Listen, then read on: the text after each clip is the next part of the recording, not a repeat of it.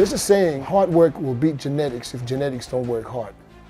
And when I hear that saying, I totally think about Branch Warren. Branch Warren, the hardest working man in bodybuilding. Branch, it's obvious, he's pretty hardcore bodybuilder, trains heavy, he's got that dense look to his physique. He's the strongest working fucking man you're gonna meet. Crazy work ethic. I don't think there's anyone out there that trains harder than Branch. His strength is trained real hard. Trained real hard, just about sometimes we thought he was training too hard.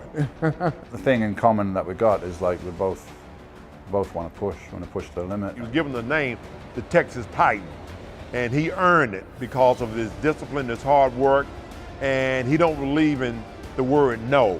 If you're gonna do something, give it everything you got, or why waste your time doing it? Because if I'm training for a competition and I'm not gonna give it every single thing I have, I'm probably gonna get beat by some kid who did give it every single thing they had.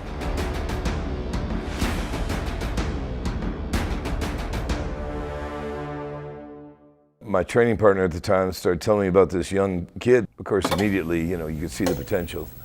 And I always remember, even then his calves were amazing. And I'm like, here he is, his first time in the gym, and he's probably got the best calves of anybody in the gym. I was like, who's this guy with these big legs? So I knew he was gonna be a threat coming into the pros. Anybody that knows Branch is known for his legs. Branch had the craziest quads I've ever seen. And I don't know what he weighed then, maybe 175 pounds or something like that, but it was very obvious that he was gonna be something special. As a teenager, he was kind of small. He didn't have the best body, but he built that thing into a monster. He had to build up his upper body, and the way he trained, it was like do or die, train the muscle till it couldn't move.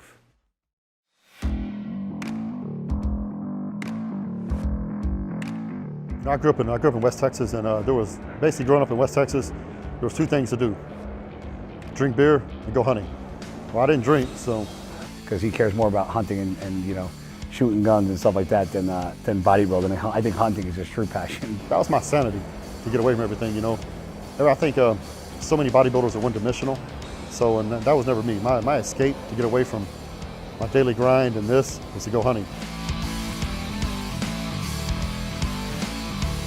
Bodybuild, you get to a certain level where, we don't want to play football, we don't want to play, go out there and play a whole basketball game. Bodybuilders lift weights, eat, sleep, train.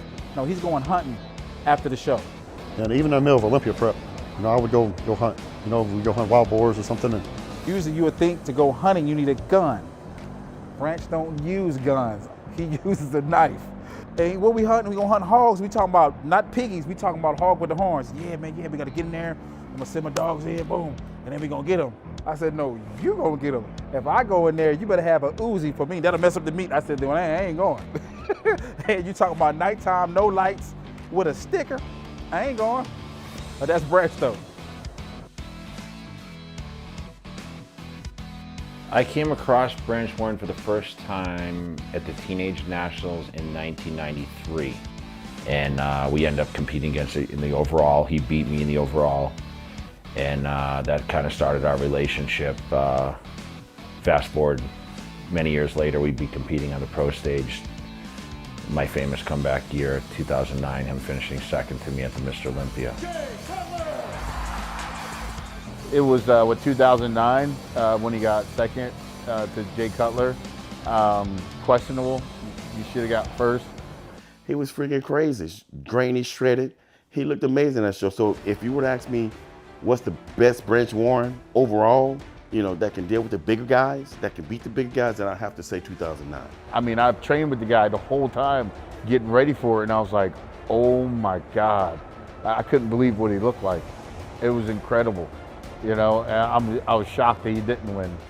He didn't have the best genetics in the world, nor did I, but we took the lack of what we had and overworked ourselves. We became beasts in the gym to really, really make sure that we stood alone when that final name was called. Because I realized I didn't have the prettiest physique, maybe the most aesthetically pleasing physique, but I realized my genetics were good enough that I could put on a whole bunch of muscle and I could get really hard because I was willing to suffer and do what I need to do to get hard, and I could win.